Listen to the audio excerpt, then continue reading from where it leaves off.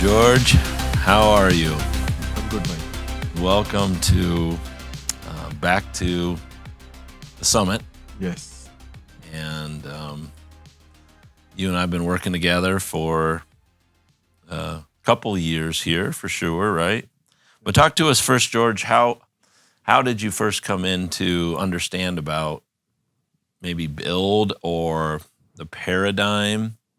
Or how did you first come into this, and what initially grabbed you? What did that beginning? When were those beginning days? Talk to us. Yeah. Rewind the clock a little bit for us. Yeah. So around 2012, I started to, my wife and me, 2011, 2012, we started to plant churches. And before that, almost close to 20 years, we were involved in ministry of basically church within a church. But 2011 onwards, we started to plant churches. Okay. But as I progressed, we were successful by all practical means, but felt that something was missing. Something is not fitting in. While everyone else considered me successful, or my wife and me successful in what we were doing, deep in my heart, I felt there is something missing. So I thought it was theological education. So I went and tried to do theological education. When I got the material in my hand, I was like, my God, I think I know more than this. I don't think this is going to help me. And that's when one of my friends, another doctor friend, invited me to join Dr. Sony and team to learn together. And that's where I first got involved and first got exposed to the idea. So you're a dentist by, when you say another doctor, you mean you're a dentist by trade? Yes, I am a dental doctor. Yes. Okay. So you have great teeth. So then you started in a cohort, a group of people. Yes. Learning for a period of years. What grabbed you in those years? You wanted theological education in the academic form or in the academy or university. You decided soon that wasn't for you. Yes. But you've been in this cohort. Now you've switched cohorts and have your own cohorts, your own church network as part of New Life. But something what grabbed you first that this was the right direction? So when we started that cohort and learning together, we were from different churches, but we were all friends. We started to have debates on issues that was very pertinent. And though initially I was arguing and, literally strongly debating with Sony. Sony was patient, and the other brothers who were with us, we all kept pulling at each other. But I think somewhere along the line, I felt that, I think I've got what I needed, or I think what was missing is here. And then I started to pursue. And the journey has been amazing. Give us some specificity. What specific item can you think of, or principle or set of principles that you said, this is something different? Yeah. Talk to us about what one or two of the pieces that just really penetrated you. So one of the key areas I think was missing was all my teachings were in the area of doctrines.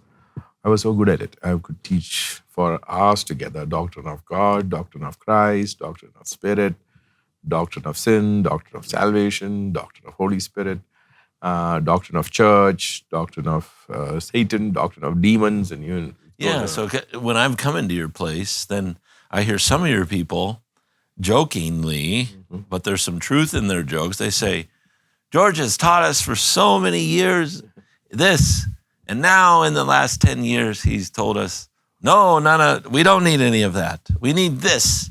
So how can we be sure that George isn't going to change a third time? Yeah. So that's kind of the joke they have used. Yes. So while I did that well, I couldn't see transformation neither in the life of the people that I was teaching, nor in my own life. Basic areas like marriage, parenting was severely lacking because there was no teaching on that. There was no doctrine of marriage or doctrine of parenting that we were teaching. We were just teaching people knowledge, and people loved knowledge, but no lives were changed. But when we started working with the first principles, it was so different from these doctrinal topical studies.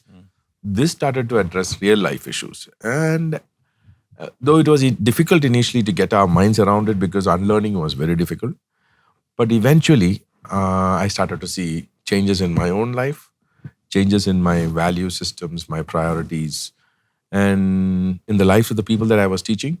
I could see tremendous impact, tremendous changes. And while they were small initially, but over time we could see that this is growing, this is affecting, this is changing families, this is changing the way people are taking care of their children, this is changing the way they live their life in the workplace. Everything started to be affected, and that I began to see the work of Christ, the gospel working out into the lives of the people, and that was so thrilling. That was something amazing, and I knew I had arrived. Okay, we got what we wanted. All we need to do is pursue it. So how many years in do you think because did you get that feeling of, wow, this is the pathway? Because you said there's a period of unlearning. That's what you said a moment ago. Yes. So how far in were you? And so I think I started engaging with it in 2016, and 2017, 2018, I was fighting it out because it was difficult. The paradigm clashed in my mind. Initially, I held the contradictions in my heart and was trying to have both. Then eventually I realized I've got to let go of the old paradigm. Slowly worked on that. And at some point, I came to a place where the old paradigm I had to completely let go. And while it still comes up because we are wired, our core training wasn't that. I think we are able to identify now when we slip into any of these old paradigmatic. So you're 3 or 4 years in before you really felt like you said, okay, this is the pathway I need to be on. A confidence. Yes. Clarity. Clarity. You're starting to see it clearly. Initially, it is a little fuzzy, it's a little foggy because of the clash of paradigms. Also, spiritual pride, the whole feeling that I knew everything, and I have to say now I don't know everything, and having to say I don't know or what I knew so far is not what is the truth was difficult. It really took a lot of beating on me, and spiritual pride was really put to test there. This was the unlearning. Yes. You had to unlearn things, and this was a part of that journey. Mm-hmm. It is so true just how you even look at we were talking about Galatians earlier today, you and I and many other people, but just about how you can't, Paul is saying you have to line up to the system. You have to line up. You can't alter the gospel. You can't pervert the gospel. And you can't add circumcision as a rule or requirement into the gospel.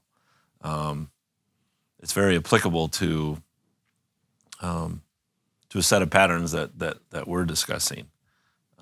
Church can't be an institution. Mm-hmm. It's got to be a family. Let's shift a little bit more to more current day. Then, I've been with you in your place a couple different times through the years. Now, the last 3 years in particular, you hosted one of the celebrations this last November, December, just 3 months ago. Was a outstanding, beautiful time. I'm just thoroughly impressed in your situation with the strength of your core team. So talk to us about your situation and maybe a little bit of your team. Yeah. So once we came through COVID, I think we got on this journey of a 3-year plan of teaching all our churches the basic teachings, the first principles, and also the encyclicals. So that 3 years of work was very broad, just teaching. Okay. But out of that, I harvested a set of core leaders who were deeply convinced, who were so clear in their heart that this is the truth, this is the gospel, and the teachings, the TWCA was so clear to them, and they were like me, embarked on a journey of transformation in their own lives and the lives of the people that they were shepherding. So yes, so I would say the last 23 to 2026, the 2025 December, that journey that we did was hard work, painful. Many people left. But at the same time, I think the Lord gifted me with a set of leaders that are now willing to lay down their lives for the sake of the gospel, to see that the churches are established. And we are no more in a place where we are affected by numbers. We are more interested in the quality of the people that we are serving and shepherding. And that is a paradigm shift from what we earlier believed of a successful church or a ministry is in the numbers. So we didn't bother about the quality. We just wanted the Sunday numbers to be very good. Here now, my team and me, we are so comfortable with the idea that the people that we are shepherding are on a pathway of progress in the gospel to maturity. That's where we are at this point. Yeah, and you call it building Thessalonica, right? Yes, we call it building Thessalonica. Yeah. The whole idea of once again establishing all our churches, founding them on the gospel. We want to build that again. Yeah. But then moving them from infants to adolescence to early adulthood to parents, Yes. to maturation and being productive in our communities. Yeah, one of the I have so many memories to or stories. They're not that long ago, just a handful of years, and some just from this 3 months ago. But a couple that come to mind is when you pick me up at the airport in Bangalore. Then you bring your 3 daughters, and they are all 3 of them are so different than one another. They so different than one another. Yes. But one of them is just full of the Spirit. She is just full of energy, and she was talking to you 50% of the time and talking to me the other 50% of the time. Roxana, yeah, she's really full of life, full of inquiry. Yeah, she is, and full of inquiry, questions about deep subjects, and then questions about why you're turning left here. She loves to give directions in the car from the back seat, in that Bangalore traffic, which I don't see how anybody gets anywhere in the Bangalore traffic. Okay, one of the other let's talk about your team just a little bit more, maybe. The other thing I remember about your team that I spent 2.5 weeks or so in India, and my very last day was with your team the whole time, in a home, just talking with your leaders. That was a special time. And I remember in the bookshelf of Manoj, he has all his books organized by Paul's early letters, Paul's middle letters, Paul's later letters, Petrine circle of letters, and the Johannine literature. So I knew as soon as I saw that, that was just a small item, is how a person organizes their bookshelf. I thought, wow, that's I've not seen anybody. I mean, we organize some of our stuff here, obviously, by that, right here, we have them organized that way. But I've not seen anybody take all their collection of books, and in that sense, they were commentaries, but small piece, but impressive. So, what does the next years look like for you, George? What's the vision? You're focusing a lot on parenting. You're focusing a lot on some shepherding. Yes. So we are looking counseling. So we're looking at an apostolic cohort, a team cohort, which I think we're going to align with what you're doing in the second curve dialogues. We're not going to have anything else. We're going to route that like that. Then we have a shepherding cohort. We are going to use a shepherding encyclical and the shepherding manual.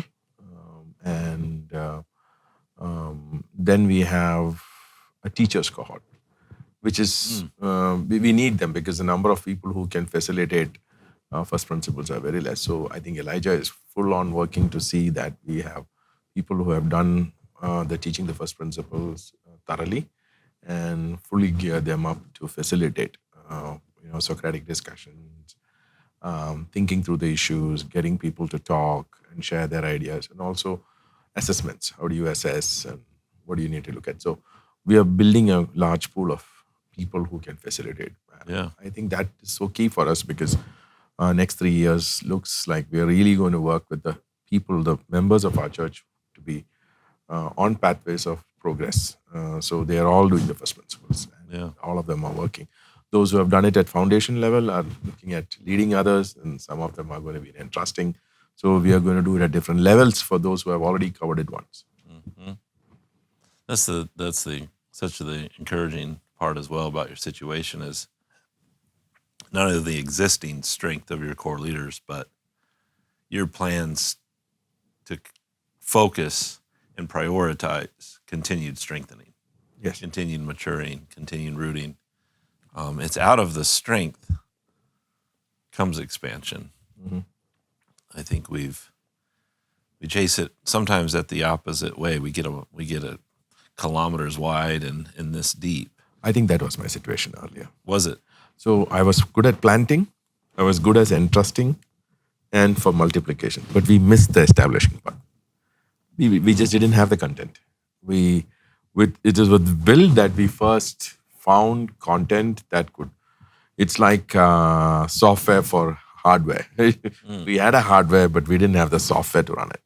And with the build content, with the TWCA, we could really, it just fit in really well. We are a large network of churches.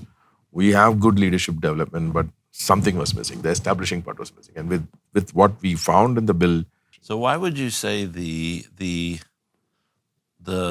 earlier you called it the doctrines? Mm-hmm. You were going through the list of all of them that you became an expert in. Why didn't the doctrines? You explained it a little bit, but peel it back just another layer deeper. Why would you say the doctrines didn't do that? I mean, you were an expert in systematic theology, and you're a very good teacher. Mm-hmm. It seems to me that you would have. Most of people as Christians would have said that would have established and matured people, but you said it was missing. So why doesn't that mature people in your situation? Because all of that content did not have anything pertinent to the situation we were having in our churches. For example, families and marriage, and none of those things, none of the content. You should have just added a marriage course. Then eventually when we started reading the letters, I'm not arguing for that, of course. I understand. I'm trying to be the antagonist here. But as then we started to do biblical theology, I figured that Paul is not teaching any of these things. Paul was addressing real issues that real people in real churches had. And I was having the same issues. And therefore, I could see that the letters of Paul, when done with proper biblical theology, clearly helps us solve issues. Yeah. Well, it's so powerful because you think about what you're talking about now. You look at the 27 letters. All 27 were written to people who already believed in the gospel itself. Yes. And were written to solve problems and written to around a situation in order to mature them. Mm-hmm. And out of that maturation comes the further building. That is the building of the kingdom of God. That is the fulfillment of the Great Commission. Mm-hmm. We're not called to be successful with numbers. Mm-hmm. We're called to be faithful to the mind of Christ that we are to build in others. Mm-hmm. I have spent hours and hours battling once saved, always saved. We have fought predestination and election, and we did all of that. And nothing changed in my life. That's pretty strong in the Reformed traditions. I didn't know it was Reformed. I just knew that was what I learned, and that's all I knew. Okay. And so it wasn't from a Reformed tradition you learned it. Must be, but I didn't know the label of Reformed at that time. But that's what we all were talking about because it kind of made us feel good. It made me feel like a teacher, and I could argue things, debate things. but nothing changed lives nothing changed marriages, nothing changed parenting, at the end of it. Well, exciting days, George. Maybe end us with, as you look ahead, what's one of the most, what's really excites you, or maybe in your own family, in your own church family, in the network, maybe globally, maybe all those areas. What is most exciting to you when you're not in the last stage of your life, but I am thinking about stages of life, and we lost a leader here from France here last week. He'd been around for 30 some years with us.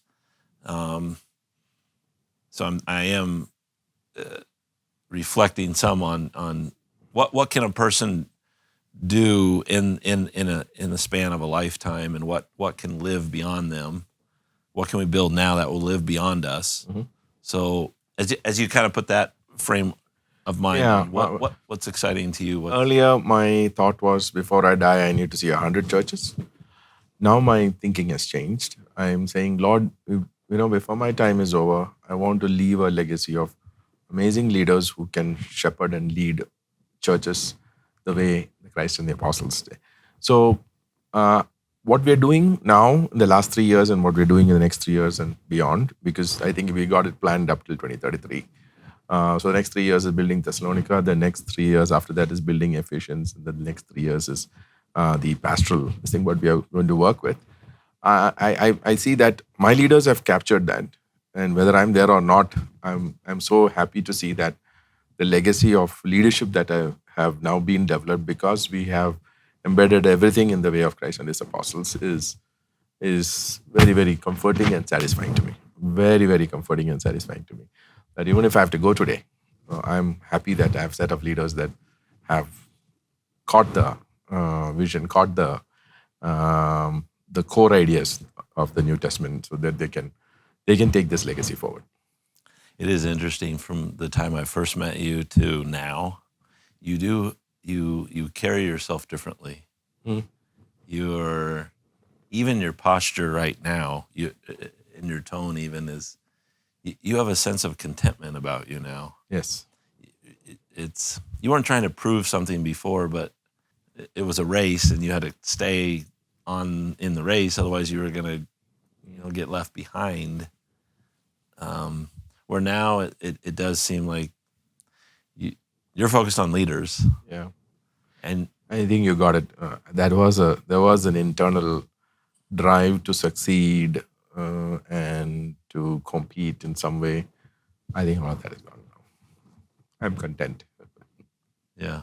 But you still work hard. Oh, yes. Oh my gosh. I mean, you're endless. You're tireless in that sense. When I saw you in December, I mean, we had 3-4 days in a row with the celebrations, with the meeting of other leaders. Yeah. I think you drive in Bangalore traffic like 3 hours every day. Yes. It would take us 6-7 minutes to get here in the States, and it's like Los Angeles traffic. But actually, it's probably worse than that. Well, until God takes us home, it's great to work, and great to see your leaders this morning. We saw many of your leaders on being strengthened. So well done. Let's keep going. Thank you, Michael. Thank you for all that you do.